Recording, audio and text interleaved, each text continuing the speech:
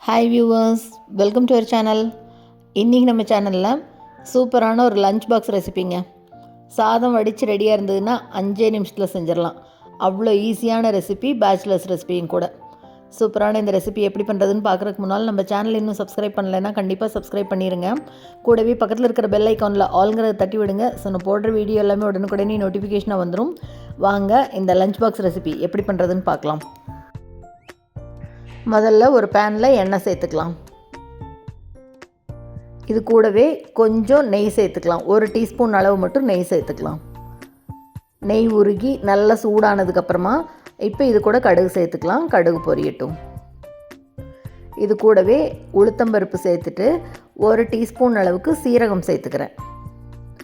இப்போ இது 3 நல்லா பொரியணும். பருப்பு லைட்டாக கலர் மாறட்டும், மற்ற 2ம் பொரியணும். கடுகு சீரகம் பொரிஞ்ச உடனே இப்போ இது கூட 2 பெரிய வெங்காயத்தை நீட்டமாக கட் பண்ணி எடுத்து வச்சுருக்கேன். அதையும் சேர்த்து வதக்கிக்கலாம். வெங்காயத்தை இந்த மாதிரி நீட்டமாக கட் பண்ணுறதுனா பண்ணிக்கலாம், இல்லை பொடியாக கட் பண்ணி பண்ணுறதுனா கூட பண்ணலாம். இப்போ இது கூடவே 2 பச்சை மிளகாயை பொடியாக கட் பண்ணி சேர்த்துட்டு வதக்கி விட்டுக்கலாம். வெங்காயம் பாதி அளவு நல்லா வதங்கட்டும். வெங்காயம் வதங்கிட்டு இருக்கும்போதே இப்போ இது கூட ஒரே ஒரு கொத்து கருவேப்பிலை சேர்த்துக்கலாம். இப்போ இது கூட 1 டீஸ்பூன் அளவு மிளகாய்த்தூள் சேர்த்துக்கிறேன்.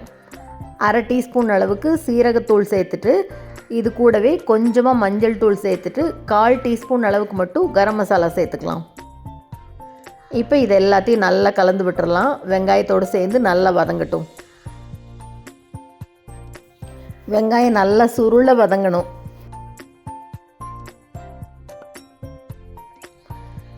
இப்போ இது கூட தேவையான அளவு உப்பு சேர்த்துக்கலாம். உப்பு சேர்த்து நல்லா வதக்கி விட்டுக்கலாம்.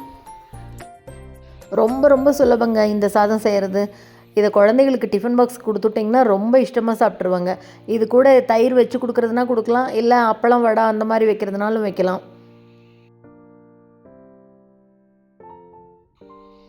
இப்போ வெங்காயம் நல்லா வதங்கிருச்சு பாருங்கள். அப்படி எண்ணெய் பிரிஞ்சு வர்றது தெரியுதா? இந்த அளவுக்கு வதங்கினதுக்கப்புறமா இப்போ வடித்து வச்சுருக்கிற சாதத்தை இது கூட சேர்த்துக்கலாம். அடுப்பை சிம்மில் வச்சுட்டு சாதத்தை சேர்த்துக்கலாம். முதல் கொஞ்சம் சேர்த்துட்டு அப்புறம் வேணும்னா பார்த்து சேர்த்துக்கலாம். சாதம் உடஞ்சிராமல் நல்லா அப்படி மெதுவாக கலந்து விடணும். நல்லா அப்படி பார்க்கும்போதே எவ்வளோ கலர்ஃபுல்லாக இருக்குது பாருங்கள். பேச்சுலர்ஸ்க்கு காலையில் இது தாங்க பெஸ்ட்டு சாய்ஸு. காயெல்லாம் எதுவும் தேடிட்டு இருக்க வேண்டாம்.